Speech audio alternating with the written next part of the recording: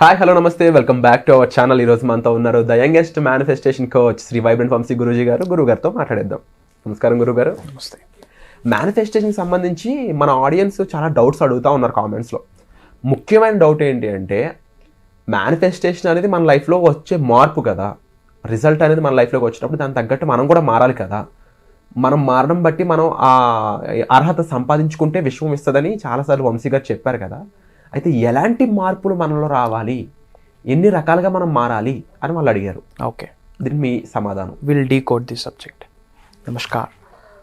Thank you God, thank you universe. Hari Om తత్సత్. ఓం నమో హిమాలయ. అనంత విశ్వానికి నా సర్వదా కృతజ్ఞతలు. Shri vibrant Vamshi here.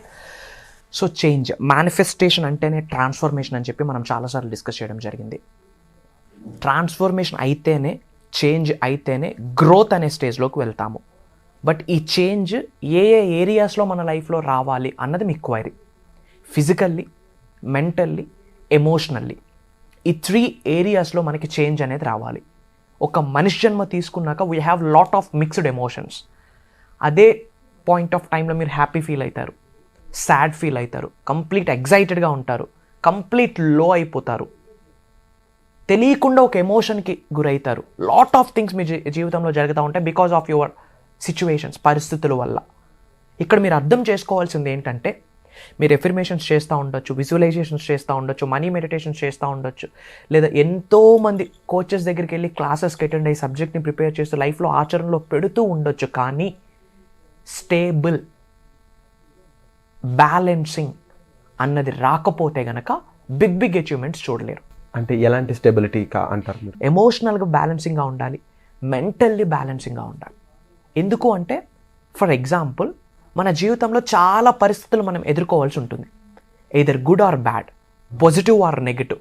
వ్యాపారం ఒక్కసారి లాస్ అవ్వచ్చు, నచ్చిన వ్యక్తిని లాస్ అవ్వచ్చు, ఉద్యోగాన్ని లాస్ అవ్వచ్చు, పొజిషన్ని లాస్ అవ్వచ్చు, ఏదో ఒక లాస్ జరుగుతూ ఉంటుంది. గుర్తుపెట్టుకోండి, మేనిఫెస్టేషన్ ద్వారా బిగ్గెస్ట్ రిజల్ట్ మీరు పొందబోతున్నారు అని విశ్వం నుంచి వచ్చే చాలా సంకేతాలలో ఒక సంకేతం లాస్.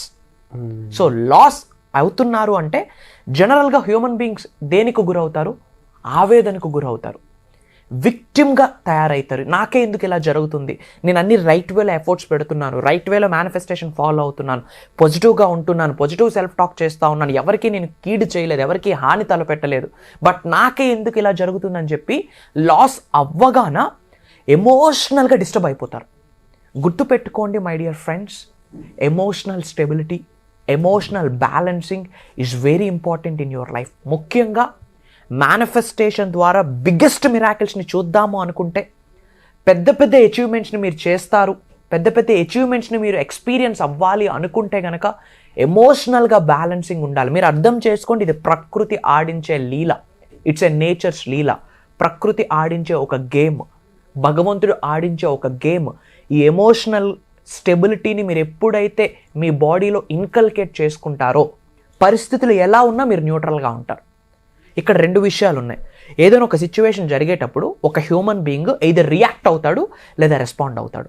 రియాక్ట్ అవ్వడం నెగిటివ్, రెస్పాండ్ అవ్వడం పాజిటివ్. సో మీ జీవితంలో ఎలాంటి సిచ్యువేషన్స్ జరిగినా either good or bad, positive or negative, respond అవ్వండి, రియాక్ట్ అవ్వదు. రియాక్ట్ అన్నది నెగిటివ్.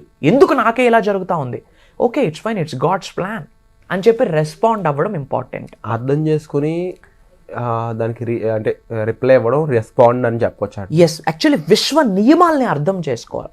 ప్రాబ్లం ఏంటి అంటే, యూనివర్సల్ సబ్జెక్ట్ ఫాలో అవుతూ ఉన్నారు, ఇట్స్ ఫైన్, బట్ విశ్వానికి కొన్ని నియమాలు ఉన్నాయి. విశ్వం ఎలాంటి సంకేతాలు ఇస్తుంది మనకి, ఆ సంకేతాలను మనం ఎలా అర్థం చేసుకోవాలి, విశ్వం చేత మనం సంకేతాలని పొందాలి అంటే ఏ విధంగా మనం పరిపూర్ణత చెందాలి, ఈ అంశాలు తెలియట్లేదు. ఎఫర్మేషన్ చేస్తే రిజల్ట్ వచ్చేస్తుందా అంటే, మారకుండా రిజల్ట్ యాడ్ నుంచి వస్తుంది. అది నా point. I have seen lot of people. ఎన్నో మేజర్ ప్రోగ్రామ్స్ కండక్ట్ చేస్తున్నాం, ఎంతోమంది ప్రోగ్రామ్స్కి అటెండ్ అవుతూ ఉన్నారు. వాళ్ళ లైఫ్ని క్షుణ్ణంగా అబ్జర్వ్ చేస్తే సబ్జెక్ట్ బ్రహ్మాండంగా తెలుసు, కానీ ఎక్కడ ప్రాబ్లము, ట్రాన్స్ఫర్మేషన్కి వాళ్ళు రెడీగా లేరు. ఒక రోజులో 24 గంటల సమయం ఉంది.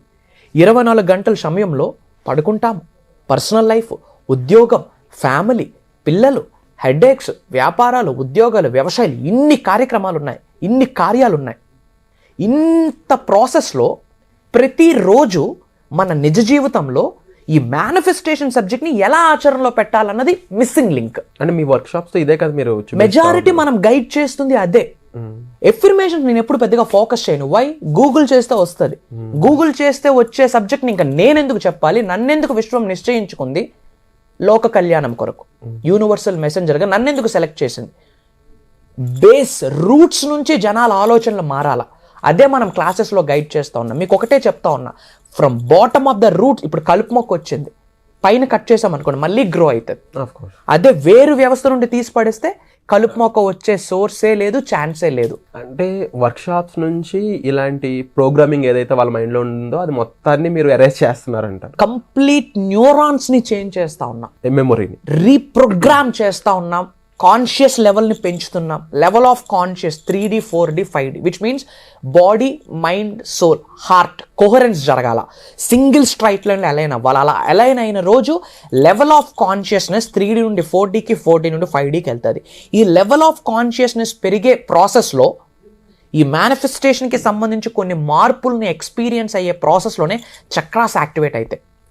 Up to third eye, up to crown chakra వరకు ఎవరికైతే యాక్టివేషన్లో ఉంటుందో manifestation it's like a piece of cake. ఆ మార్పు, ఆ ట్రాన్స్ఫర్మేషన్ అనేది మనం ప్రాక్టికల్గా వాళ్ళ చేతులను పట్టుకుంటూ నడిపిస్తూ ఉన్నాం. గుడ్ థింగ్ ఏంటంటే అసలు అమేజింగ్ రిజల్ట్స్ వస్తూ ఉన్నాయి. నేనే ఆశ్చర్యానికి గురవుతా ఉన్నా. ఒరిని ఇంత గట్టిగా పట్టుకున్నారు ఆ సబ్జెక్ట్ని, ఇట్లాంటి వాళ్ళకి ఇంకేదైనా నేను చెయ్యాలి అని చెప్పి విశ్వానికి వేడుకుంటా ఉన్న ఆ శక్తిని ప్రసాదించు నాకు అని చెప్పి. ఒక 25,000 ఇన్కమ్ ఉన్న వ్యక్తి ఏదో బిజినెస్ స్టార్ట్ చేసి ఇప్పుడు 100 crores ప్రాజెక్ట్ సైన్స్ చేస్తూ ఉన్నారు. Do you think it's a small thing? Definitely not. Biggest miracle అది. నార్మల్ పీపుల్కి అర్థం కాని పరిస్థితి. నాకేం అర్థమైంది అంటే ఎంత బాగా ఆచరణలో పెడతా ఉన్నారు వీళ్ళు అని చెప్పి. సో మీ కొరకే నేను చెప్తా ఉన్నా, ఎన్నో ప్రోగ్రామ్స్ కండక్ట్ చేస్తున్నాం. Maybe for the first time ఈ వీడియో మీరు వాచ్ చేస్తూ ఉంటే, ఫర్ ద ఫస్ట్ టైం నన్ను మీరు చూస్తూ ఉంటే, for the first time manifestation, law of attraction, law of vibration, law of visualisation, విశ్వ దర్శనం, విశ్వ జ్ఞానం ఇలాంటి పదాలు ఫర్ ద ఫస్ట్ టైం మీరు వింటున్నారా? Congratulations my dear. యూనివర్స్ మిమ్మల్ని చూస్ చేసుకుంది ది బెస్ట్ మీకు ఇవ్వడానికి. నామ్కా వాసి ఈ సబ్జెక్ట్ ముందుకు రాదు. There is no coincidence at all. లైఫ్లో కోఇన్సిడెన్స్ అన్నది లేదు అసలు. There is a purpose, there is a reason. మీ కొరకు చాలా ప్రోగ్రామ్స్ ఇన్ లైన్ ఉన్నాయి. You have to plan. Sir, అంటే ఈ వర్క్షాప్స్తో చాలామందికి ముఖ్యంగా మీరు చెప్పిన మెయిన్ థింగ్ ఏంటంటే సింక్రోనిసిటీ. ఎస్, అది జరుగుతుంది. దానివల్ల ఐ థింక్ నేను విన్నాను ఇది మేనిఫెస్టేషన్ మీ స్టూడెంట్స్ జరిగిందని చెప్పేసి.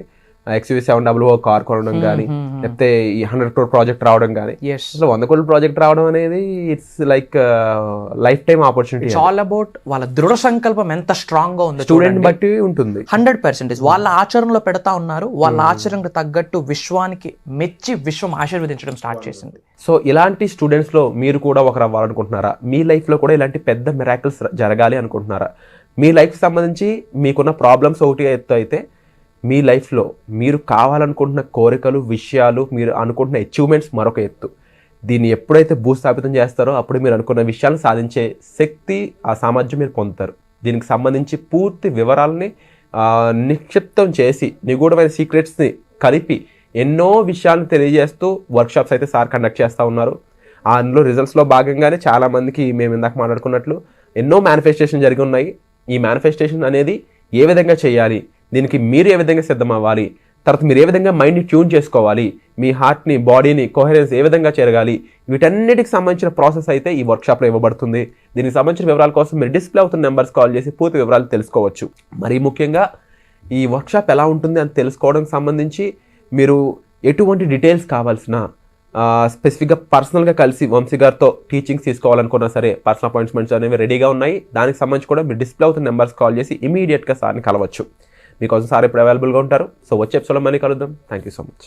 సుమన్ టీవీలో మీ పర్సనల్ అండ్ బిజినెస్ ప్రమోషన్స్ కోసం కింది నెంబర్కి కాంటాక్ట్ చేయండి.